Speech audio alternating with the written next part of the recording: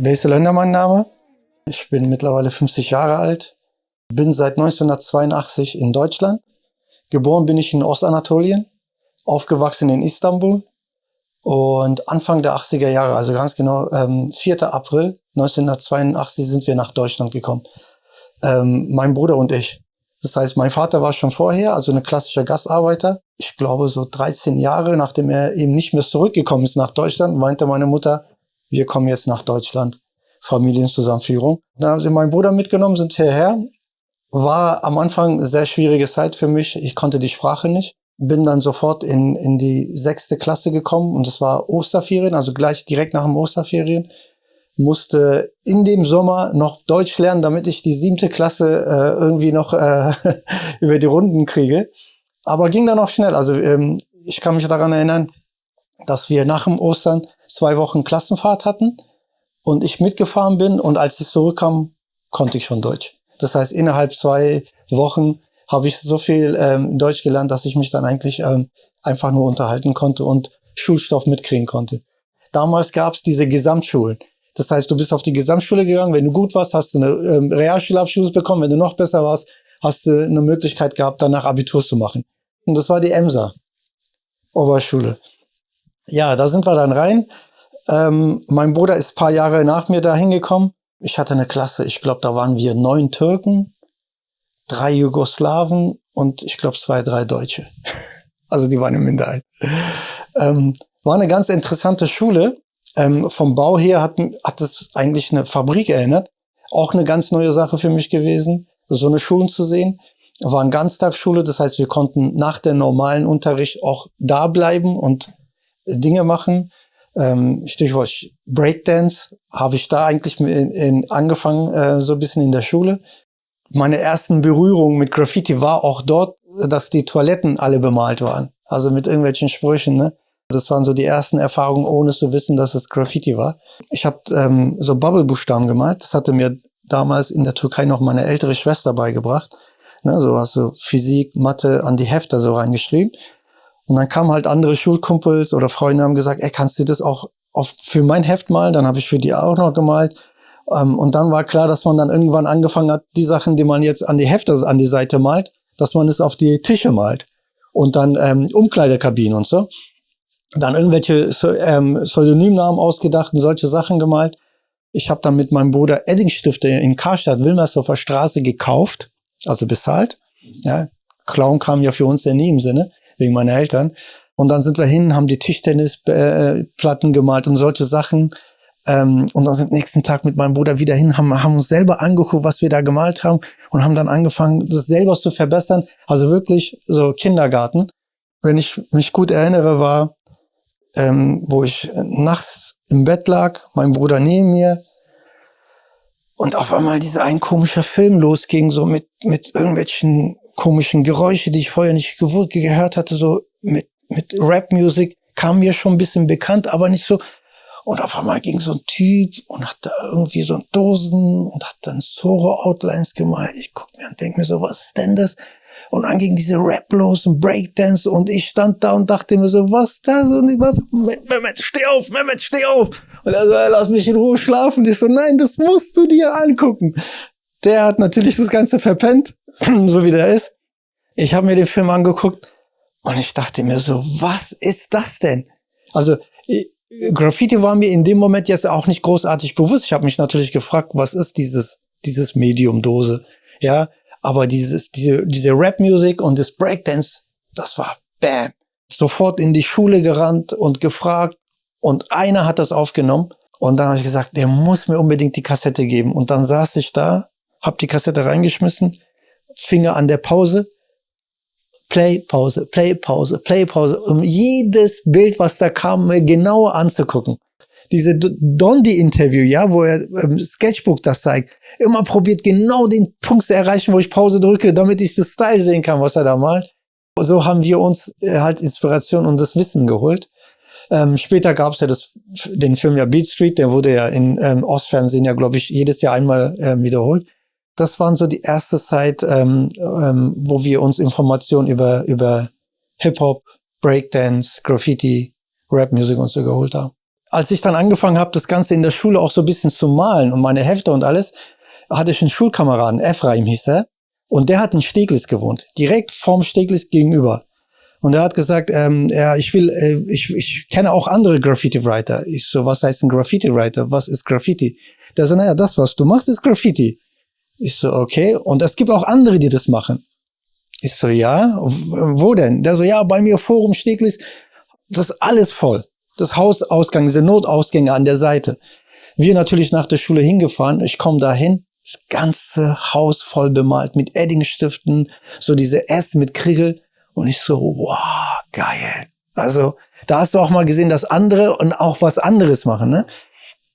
Und dann habe ich gesagt, die Jungs muss ich unbedingt kennenlernen. Und dann meinte er so, ja, ich kenne 1, 2 davon. Wie ist der? Kirchner hieß der, glaube ich, mit Nachname. Und ja, dann Bosowski und alle anderen so kennengelernt. Durch Bosowski dann später auch Kane. Ich kann mich daran erinnern, dass ich einen Freund hatte, der hieß Willi. Der hat Graffiti gemalt. Ich glaube, so einer der ersten Jungs, der überhaupt wusste, was Graffiti ist. Er hat mir dann gesagt, du, es gibt ein Buch über Graffiti. Und ich meinte so, wie, es gibt ein Buch? Der so, ja, es gibt ein Buch. Das Ganze ist in Amerika viel größer. Und die sind viel weiter als du und ich. Und da hat er mir gesagt, wie das Buch heißt, also Subway Art. Und bin dann sofort auf die Suche, habe auf dem Kudamm einen Laden gefunden, der die hatte, habe mir die dann gekauft. Ich musste betteln, bis ich 36 Mark von meiner Mutter bekommen habe. Als ich dann gesagt habe, ist ein Buch, hat sie es gegeben. Sie wusste halt natürlich nicht, was für ein Buch. Ja, so bin ich zum Subway Art rangekommen. Das war für mich das ist unglaublich. Also da ging Tür und Tor auf für mich. Ja. Das erste, was ich nach Hause gemacht habe, als ich nach Hause kam, hingepackt, Cover angefangen, da ist dieses ein rosane Bild, Hurt, glaube ich. Und das war mein erstes Bild, den ich von Subway Art abgemalt habe. Und dann fing ich an. Erstmal, ich glaube, die ersten Wochen, Monate nur alle abgemalt. Und dann kam ich auch überhaupt auf die Idee, dass man das auch sprühen kann. Dass man das nicht unbedingt mit einem Eddingstift an die Wand malt, sondern Sprühdosen besorgen und das an die Wand sprühen. Keine Ahnung, wie es geht, aber die paar Sachen, die ich da in den Movies gesehen habe, war schon Hilfe genug. So, wie kommst du an so eine Dosen ran? Keine Ahnung. So, und dann hieß es, Autolacke gibt es. Dann kann man Autolacke kaufen. Dann bin ich nach Wedding gefahren und habe mir da irgendeinen Laden gefunden, der gerade schließen wollte und billig waren. Da habe ich mir 4 Dosen gekauft. Und eine von denen war so ganz kleines. Da war schwarz da und so ein blau, also grottenschlecht stinkende Dosen mit nach Hause genommen. Und dann habe ich jetzt halt einen Platz gebraucht, wo ich die malen kann. Und um die Ecke von diesem Schlangenbad, wo ich das Bild gemalt habe, da hat ein Freund von mir, ein Klassenkamerad gewohnt, direkt daneben. Und ich kannte diesen Platz. Und da waren ja schon Tags und alles von Saints, von Krupa, von Skip ja schon da. Und ich glaube sogar, das Sherry-Bild war sogar auch schon vor meins sogar noch da. Und dann habe ich halt diese Hauswand gesehen, diese ein Häuschen, was genau unter der, und dieser eine Seiteneingang, der war ja von nirgendwo sichtbar. Das heißt, du konntest nur als Fußgänger, wenn du zufällig da drunter reingucken, sonst aber nirgendwo. So ängstlich wie ich bin, habe ich gesagt, gut, da malst du. Aber ich habe nur 4 Dosen. So, ne, dann ist man so ein bisschen geizig, sagt, ja, wie schaffe ich mit diese 4 Dosen so viel Schaff? Gesagt, ich mache erstmal nur Umrisse, Outlines. Da habe ich zum ersten Mal eine Sprühdose aufgemacht, ein Cap draufgesetzt und ein Maze, nur schwarze Outlines gemalt. Und ab da hat's sowieso mich gepackt. Also dann sofort nächsten oder 2 Tage später die andere Seite und dann, ich glaube, doppelt so groß. Weil das einfach so einen Spaß gemacht hat. Und doppelt so groß die Outlines gezogen und danach die Fill-ins gemacht. Und schwarze Outlines mit dunkelblau Fill-ins, also grottenschlecht. Aber das war das Ding, wo ich gesagt habe, das ist mein Ding. Und das war auch dann die Zeit, so, wo das da eigentlich so ein bisschen mit Breakdance dann eher aufgehört hat. Man muss auch ehrlich sagen, da waren auch andere Jungs, die waren da viel besser als ich. Da habe ich gesagt, gut, Graffiti ist mein Ding. Eine super Erinnerung, wie ich Maxim kennengelernt habe. Ich war ja ein Breaker und dann habe ich mir so ein College-Jacke geholt. Und die haben ja so Lederarm gehabt, ne, so weiße. Und dann dachte ich mir so, ja, okay, Backpiece auf Stoff geht nicht, also lasse ich mir die Arme malen. Und dann dachte ich mir so, ja, aber du bist ja noch so toll, es muss doch bessere geben als dich. Und dann hatte ich einen Kumpel, Ozan hieß er, Nebenklasse auf Emser. Habe ich gesagt, ey Ozan, kennst du nicht irgendeinen, der das malen kann? Ich will unbedingt hier meine Ärmel mit Graffiti voll machen. Meinte so, ey, ich kenne den Typen, der malt alle so eine Klamotten. Ich so, okay, wer ist das? Wochenende, Riverboat und ich mach dir den bekannt. Und dann sind wir Riverboat, hab die Jacke auch extra angezogen und dann meinte ich so, bring mir den Typen, dann sind wir hin. Dann hat er mir Maxim vorgestellt. Dann habe ich gesagt, Maxim, hey, hier, Mace, ich will unbedingt hier meine Jacke bemalen. Der meinte so, ja, da musst du dir Eddingstifte, wasserfeste Eddingstifte kaufen und damit kannst du es malen. Und das war schon die Zeit, wo ich nicht mehr von ihm haben wollte, sondern wo ich gesagt habe, ich mache selber, aber keine Ahnung, wie es geht. Und dann hat er mir so ein bisschen gesagt, welche Stifte ich dafür kaufen muss, um die Sachen zu malen. Und so habe ich Maxim kennengelernt.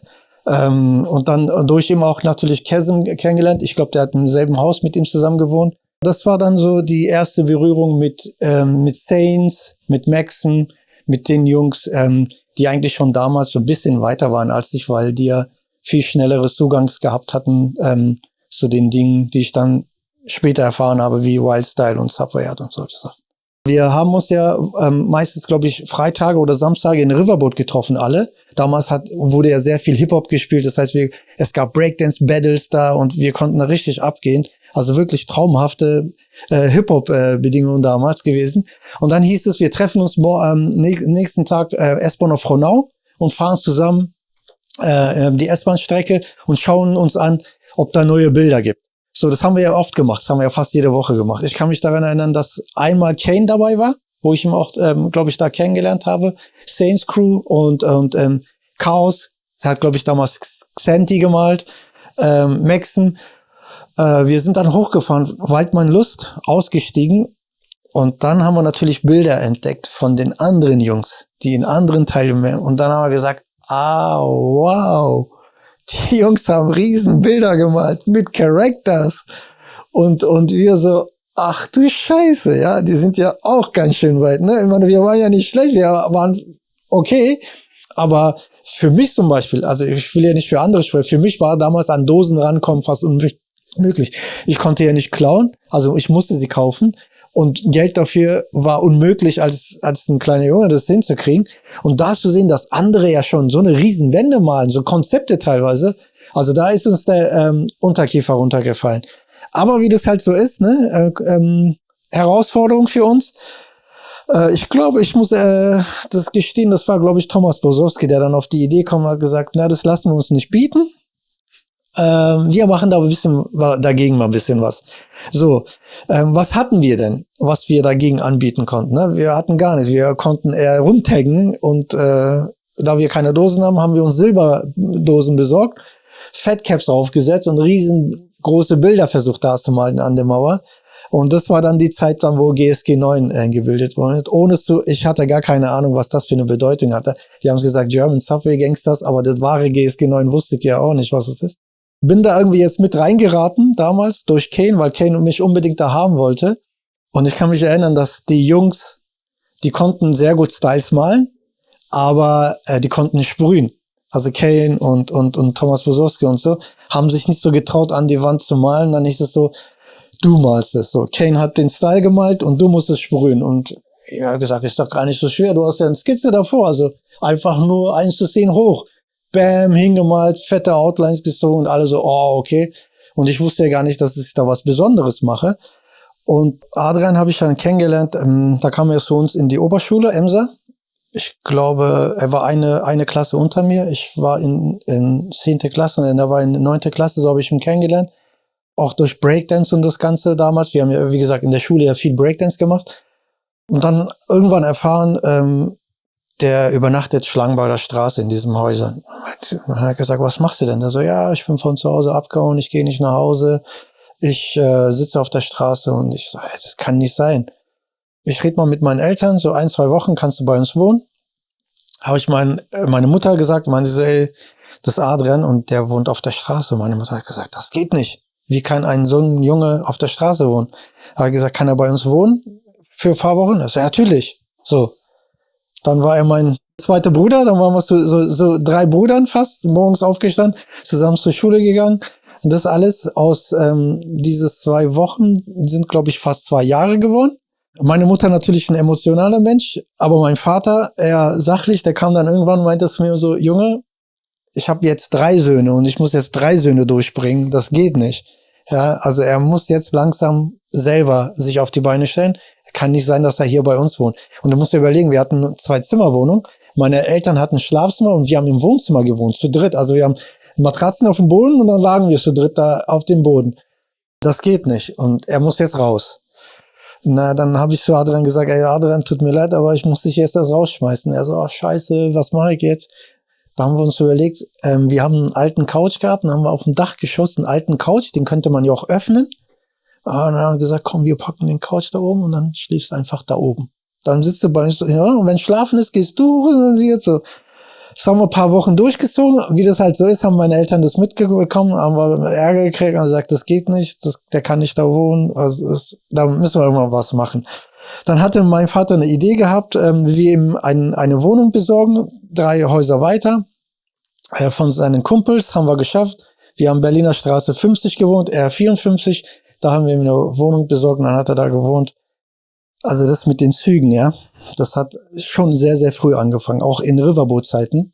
Also wenn wir uns verabredet haben, haben für den nächsten Tag, wo wir gesagt haben, wir schauen uns die Bilder an der Line an oder auch am Berliner Mauer, haben einige Jungs auch gesagt, na, wir können auch in den Tunnel gehen und da die U-Bahn bemalen. Ja, das haben wir dann auch tatsächlich einmal gemacht. Problem war einfach, dass die nicht gefahren sind. Also es war einfach zu wenig Graffiti da. Das heißt, die haben die Bilder gesehen und haben den Zug sofort in die Reinigung genommen, andere Züge reingesteckt. Das heißt, die Züge hatten gar keine Chance zu fahren. Deswegen haben wir das mit den U-Bahns sofort sein lassen, weil wir gemerkt haben, ist auch gefährlicher, weil man in den Tunnel musste. Das heißt, du hast nur 2 Wege, wo du flüchten kannst. Da haben wir gesagt, gut, dann S-Bahn eben. Ja. Mein erste S-Bahn-Piece habe ich, glaube ich, damals mit Chaos und Bass Tours zusammen gemacht, also mit Niklas zusammen. Da gibt's auch eine interessante Geschichte. Ich weiß gar nicht, ob Niklas mag, wenn ich das jetzt erzählen würde. Aber wir lachen ja heute darüber, deswegen kann ich erzählen. Wir standen in den Büschen, haben das Ganze beobachtet, wir haben die Züge gesehen. Wir haben geguckt, ob jemand da ist.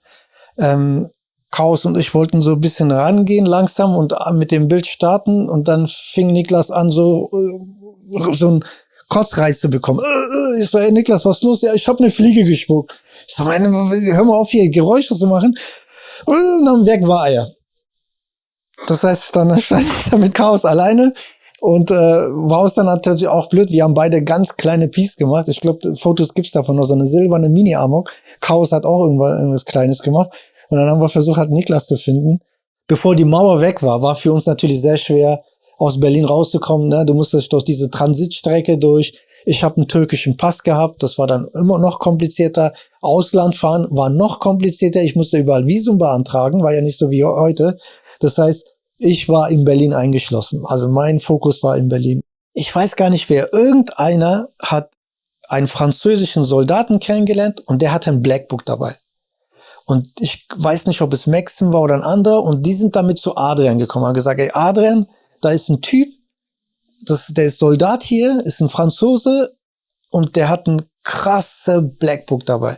Und dann Adrian hat den Typen rausbekommen, weil er auch damals irgendwie zu irgendeinem Disco gegangen ist und hat den mitgebracht. Für Berliner Platz haben wir uns mit dem verabredet. Er kam. Ey, ihr könnt euch nicht vorstellen, er hatte ein BBC Blackbook dabei. Und ich habe mir das angeguckt. Also das war für mich nach Wildstyle das zweite Boom. Da waren Characters drin von Jay und Ski. Unglaublich. Also wenn ich das erzähle, habe ich gerade Gänsehaut. Weil, wie gesagt, du bist ein kleiner Junge, du malst und du denkst so, du hast schon alles gesehen und alles gemacht. Und dann siehst du auf einmal so, wo andere so meilenweit vor dir sind. Und das war Flash. Und der konnte leider kein Englisch, naja, wir ja eigentlich auch nicht so gut, durch Adrian schon ein bisschen. Haben versucht, mit dem uns zu verständigen. Und Adrian hat dann daraufhin diese Connection nach Paris hergestellt. Ich glaube, Miguel kam dann irgendwann zu mir und meinte so, ey, ich habe eine geile Platz gefunden, da können wir malen. Und ich so, zeig mir den Platz. Und dann hat er mich mitgenommen und hat mir Bundesplatz gezeigt. Und da musste man noch überm Zaun klettern und dann sind wir dahin und es war um die Ecke. Ich konnte mit Fahrrad hinfahren Und es hat keiner was gesagt und es waren 3 riesengroße Wände. Und das war für mich mein Spielplatz. Das waren auch schon die Zeiten, wo wir ja schon ein bisschen professioneller waren. Wir haben schon größere Bilder gemalt. Ich hatte ja schon ein paar Aufträge gemalt, bin an Dosen rangekommen. Das heißt, ich hatte ein paar 100 Dosen zu Hause. Und das war dann die Zeit, wo ich einfach nicht mal mehr Skizze machen musste, um zu sprühen, sondern ich hatte so viel Dosen, ich hatte so viel Wände, habe die Dosen reingepackt und habe an der Wand angefangen zu experimentieren. Also das war dann so viel Luxus auf einmal, verglichen 1-2 Jahre davor, ne? Ich selber bin sehr wenig gereist. Also ich bin, obwohl Adrian damals fast jedes Wochenende in Paris war, ich war es nicht. Wie gesagt, durch den türkischen Pass war es so ein bisschen schwieriger, rauszukommen. Damals, wir hatten einen Kumpel, Joachim, Jojo haben wir ihn genannt. Der hat in Tegel gewohnt, die hatten dann so ein Einfamilienhaus und die Eltern waren verreist. Und der hieß, die sind 2 Wochen nicht da, meine Eltern. BBC kommt, wir gehen alle dahin. Chaos dabei, ich war dabei. Und dann kam noch John. John hatten sie mitgebracht. Wir haben da diese eine Berliner Mauerstück gemalt, wo John, Ski und, ich glaube, Ski war nicht dabei. John war dabei, Ash war dabei und Jay war dabei. Da haben wir, ich glaube, war das eine Woche oder 2, ich kann mich nicht daran erinnern, vom morgens bis abends alles eingesaugt von diesen Jungs. Und das war eine meiner besten Erlebnisse. Da ist auch passiert, dass wir am Ende, wir von denen so begeistert waren, sie von uns so begeistert waren. Wir waren auch ziemlich gute, gastfreundliche Leute. Da hat John zu mir und zu Chaos dann mal gesagt, du und du, ihr seid jetzt in 156 Crew drin. Und ich stand da und dachte mir so, was soll denn noch kommen? Was soll noch kommen? Ich bin in 156 Crew drin und das 1987. Dann haben wir die Jungs dann auch zu uns geholt. Also Jay war dann längere Zeit da. Dann kam auch Ski, Ash und John öfters. Bundesplatz hat, glaube ich, Jay fast genauso viel gemalt wie ich und Ash und so dann auch. Das war dann unser Spielplatz. Wir haben dann Aufträge gemalt. Am Ende, wenn man guckt, hat Adrian natürlich für die Szene sehr viel getan. Ob es seine Absicht war? Ich glaube nicht. Ich glaube, er wollte einfach nur ein Manager werden und hat einfach das Beste, was er kriegen konnte, geholt und das Beste daraus gemacht, was er wollte. Hat es uns am Ende sehr viel gebracht. Mir ja und anderen Writern in der Szene natürlich auch. Aber davor, wie er natürlich angefangen hat, so BBC nach Berlin zu holen und wie er diese AAM, also Adrian Artist Management, hochziehen wollte. Er hatte auch damals ja auch Breaker und Rapper ja gehabt. Ne, die haben ja, wenn wir so Jams gemacht haben, hat er die Amerikaner geholt, die haben da gerappt und tanzen und das alles. Das war ja alles zusammen, das war ja sein Ding.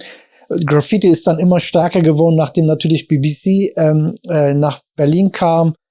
Und die Jungs waren verdammt gut. Also ist ja gar kein Vergleich gewesen. Wenn ich ein Manager gewesen wäre, hätte ich auch auf sie gesetzt und nicht auf uns. Ich glaube eher, dass Adrian mich weiter mitgeschleppt hat, weil ich sein Kumpel war, sein Freund war. Ja, aber vom Business zu sehen, wer ihm was am meisten bringen kann, war natürlich BBC. Deswegen hat er auch seinen Fokus da gehabt. Für mich war er gut. Ich habe daraus gelernt, habe viel daraus gelernt. Und in 1-2 Jahren hast du auch den Unterschied gemerkt von mir zu den restlichen Writern in Berlin. Also ich war natürlich viel weiter als alle anderen in Berlin, weil ich so nah an BBC war. Ein paar Jahre später haben die Jungs es noch viel mehr entwickelt, haben Leinwände gemalt, wollten in die Kunstszene einsteigen. Das Ganze war dann richtig, richtig gut professionell aufgesetzt. Adrian hat uns da auch viel Tür und Tor geöffnet, viel gute Arbeit gemacht für uns und für die Szene insgesamt. Ja, das war dann so die Mitte 80er, Ende 80er Zeit. So. Da haben wir im Frohnau den S-Bahn-Zug gemalt. Wenn ich mich nicht irre, ich glaube, das war der erste Holker sogar in Berlin. Die Geschichte war so, Sepstar war auch zur Zeit da, er war da und ich weiß gar nicht, wie wir uns kennengelernt hatten, aber irgendwie hatten wir uns kennengelernt. Ich glaube, Shark war in Berlin, weil er damals nicht in die Bundeswehr wollte. Und wenn du in Berlin gewohnt hast und deinen Wohnsitz hier hattest, konnten sie dich nicht einziehen. Er wollte das unbedingt so, dann hat er sich da angemeldet und hat er in irgendeiner Wohnung ein Halliges Tor gehabt.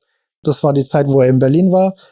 Dann mit Sepstar zusammen hieß es, ja, lass mal eine S-Bahn machen. Dann Sepstar, Adrian, Shark, wir sind dann los, haben den Zug gefunden, waren an dem Zug dran. Paar Minuten, ich fertig, Sepstar fertig. Und wir sagen, er war so rechts von mir, pst, los, wir müssen jetzt los. Und auf einmal sehe ich den Typen, wie er da auf dem Zug rumklettert. Und dann hingegangen. Ich so, hey Junge, was machst du denn da? Der hatte echt einen Holker angefangen zu malen. Ich muss ehrlich zugeben, ich war ein bisschen sauer auf den, weil da habe ich auch so ein bisschen den Unterschied zwischen den Westdeutschen und die Berliner gehabt. Also ich muss ehrlich sagen, wir waren kollegialer, wir waren füreinander immer da. Und da habe ich erstmal gemerkt, was es heißt, so mit Ellbogen und dies und das, dass da mehr um Fame geht, als um das Sprühen selber. Da war schon weniger just for fun dabei, sondern da ging es um irgendeine andere Sachen. Aber ich habe es bis heute nicht begriffen, die Jungs da, warum die so drauf waren.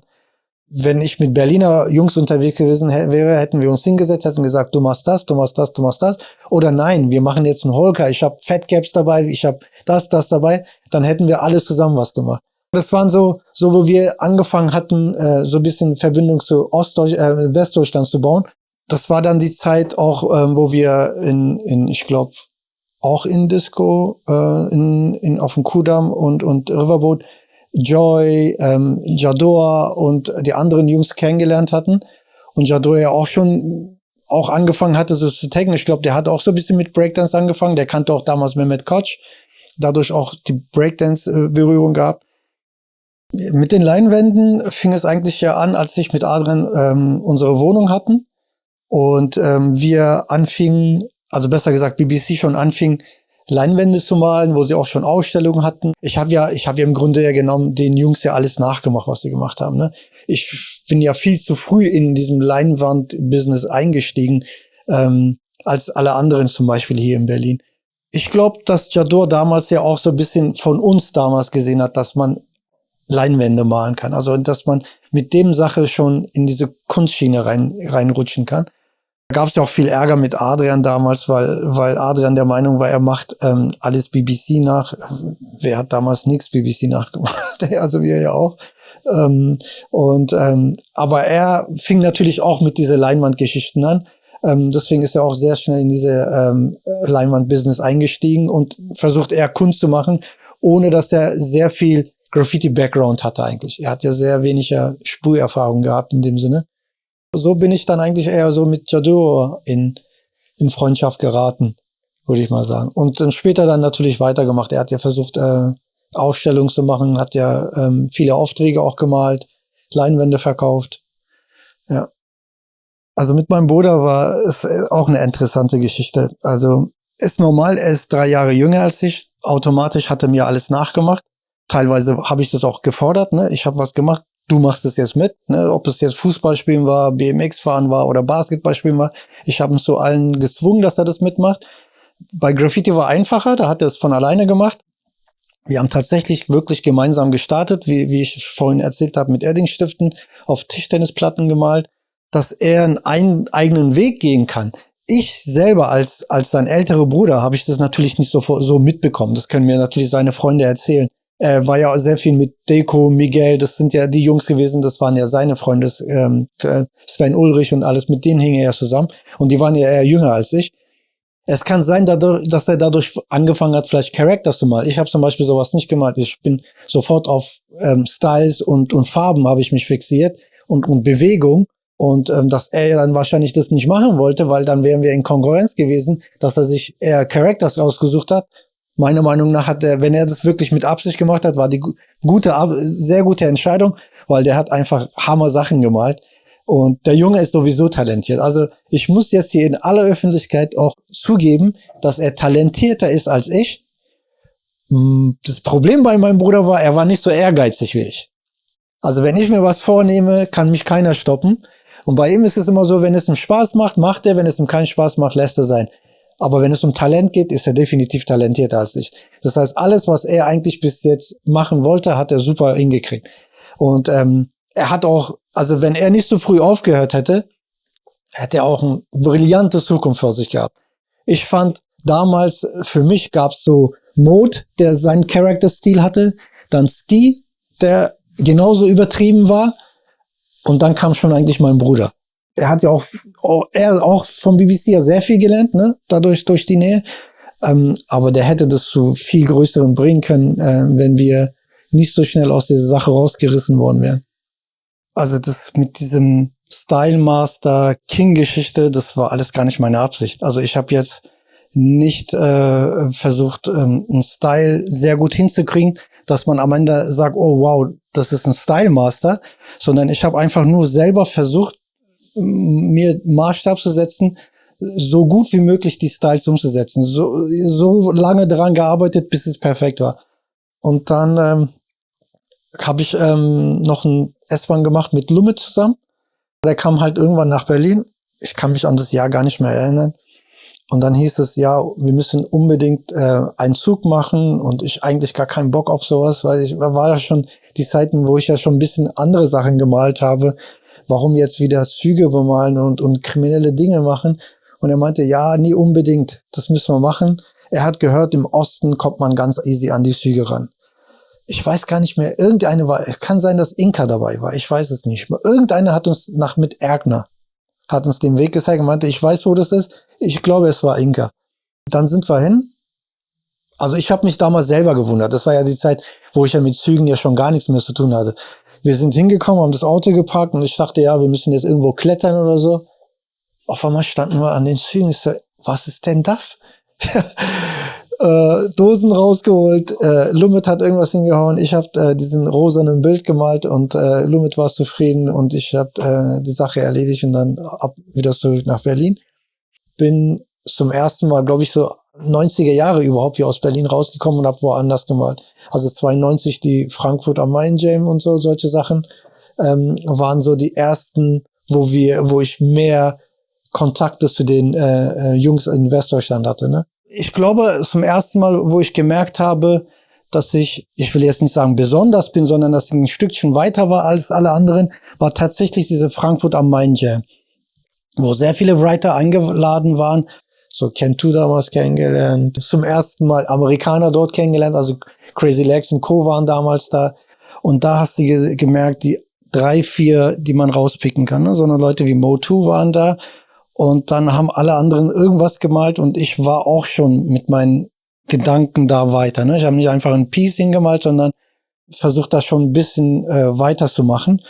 Es war ja sehr viel Nachgemachtes dabei, aber es war schon die Zeiten, wo es schon über das Graffiti-Styling hinausging. Das waren so die Zeiten, wo ich mich damit beschäftigt habe. Diese einen Holker, was ich da mit Bomber und Lumit gemacht habe, ich kann mich gar nicht daran erinnern, ob wir extra nach Westdeutschland das so oder ob es jetzt irgendein Treffen war. Auf jeden Fall habe ich da Bomber kennengelernt, super cooler Typ, ja. Also nicht alle sind selbst da super Typ gewesen, auch sehr gastfreundlich. Ich habe seine Mutter kennengelernt, wir haben bei ihm zu Hause damals übernachtet für ein Jam, also super Eltern gehabt. Bomber kennengelernt, super Typ. Ja, da hat Lumit gesagt, wir müssen unbedingt heute einen Holker machen. Und ich hatte bis dahin ja diese silbernen Züge, ja noch nie bemalt. Hat gesagt, gut, Dosen in das Auto reingesteckt vom Bomber, sind wir gefahren. Irgendwann nachts sind wir an Züge. Ich kann mich daran erinnern, Schafe habe ich da gehört, wieder kein Zaun geklettert. Ich glaube, Lumit hatte sogar ein Leiter bei. Also mit Leiter an die Züge ran. Für einen Berliner war das ganz neue Maßstäbe. Ja, da haben wir ein fettes Holker hingehauen und das war die Geschichte. Und dann wieder zurück nach Frankfurt. Und da habe ich, glaube ich, noch ein Bild an der Line noch gemacht in Frankfurt, was sehr lange auch dran war. In Berlin war damals so natürlich so eine Leute wie Force, Odem, diese talentierten Jungs, die gerade angefangen haben, Style zu malen, wo sie sich an mich gehalten haben und versucht haben, von mir zu lernen und dahin zu kommen, war ich ja schon wieder weiter. Weil ich ja eher nach BBC und die anderen Jungs geguckt habe, oder schon mittlerweile, also nicht mehr im BBC, sondern ich habe schon nach USA rüber geguckt, nach New York, die Jungs, die da weitermachen, sondern Leute wie Daz, Crash, so eine Sachen waren schon für mich schon fast wichtiger. Da war ich auch schon weiter. Und ich glaube, das haben die Nachkommen auch schon gemerkt gehabt. Das heißt, die haben gesehen, dass ich schon gar nicht mehr so Styles mache, sondern andere Dinge, und an den Styles, an dem ich gemalt habe, da haben sie versucht, noch ranzukommen, so weit zu sein. Und deswegen hat man so das Gefühl gehabt, oh, der Amok ist ein Überflieger. Das war einfach eine normale Entwicklung. Und ich muss auch ehrlich sagen, ich habe das auch ernst genommen. Also ich habe Tag und Nacht gemalt. Also ich habe mich damit wirklich beschäftigt. Es war mein Leben. Ich hatte damals eine Freundin, habe nicht über eine Familie nachgedacht, aber ich habe schon gedacht, damit gestaltest du dir deine Zukunft. Ne? Also du wirst Künstler und du wirst über deine Kunst leben. Das war die Zeit, wo ich mir Gedanken gemacht habe, wie wird das Zukunft sein? Und dann kam natürlich das Ereignis, was alles an Ende gemacht hat. Das war der Tod von meinem Vater. Ich war dabei, als er verstarb. Und zum ersten Mal habe ich in meinem Leben einen Toten gesehen. Und er war mein eigener Vater.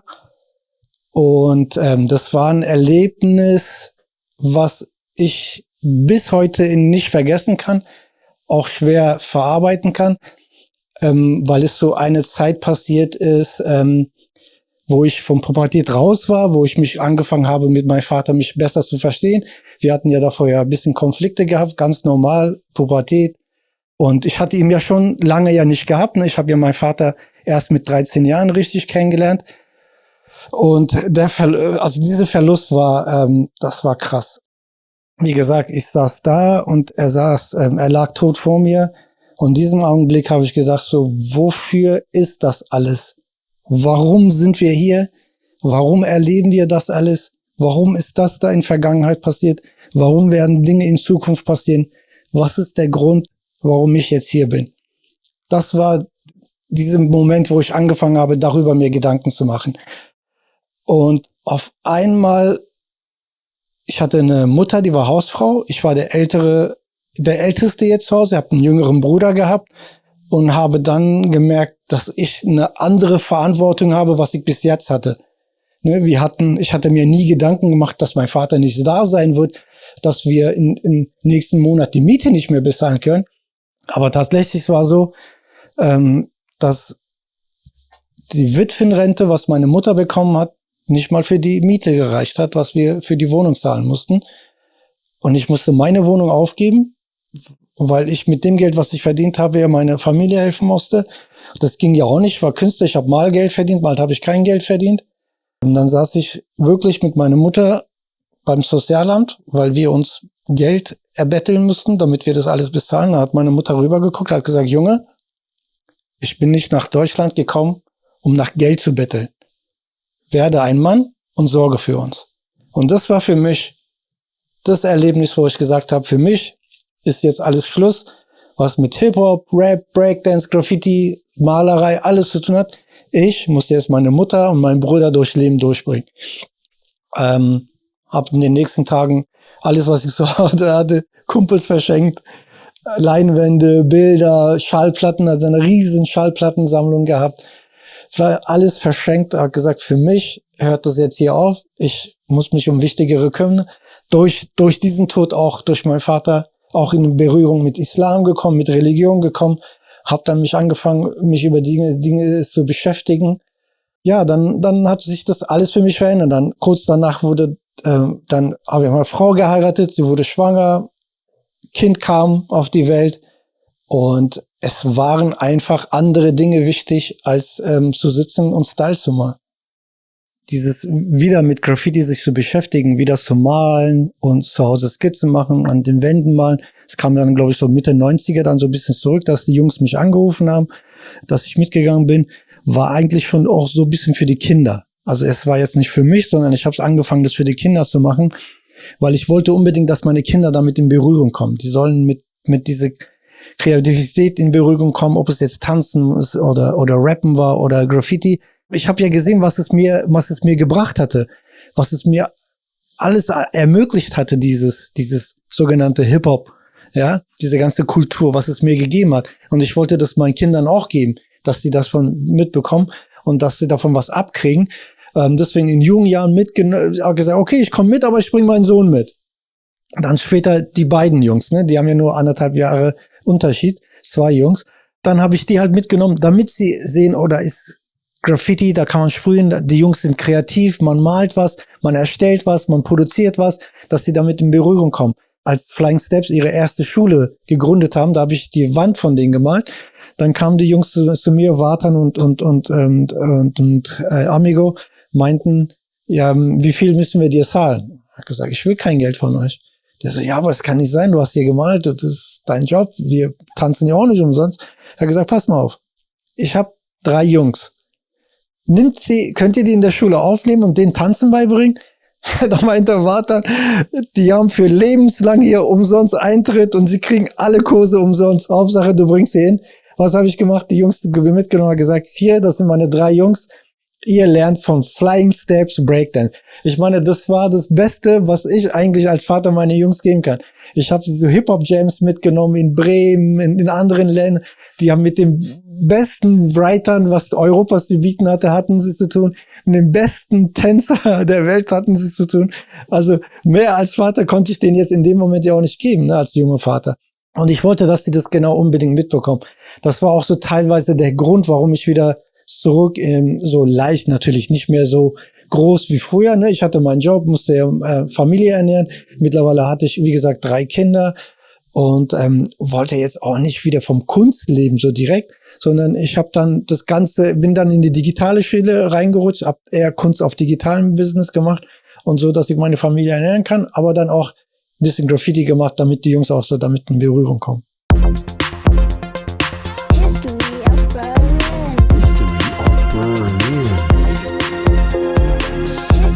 of Berlin.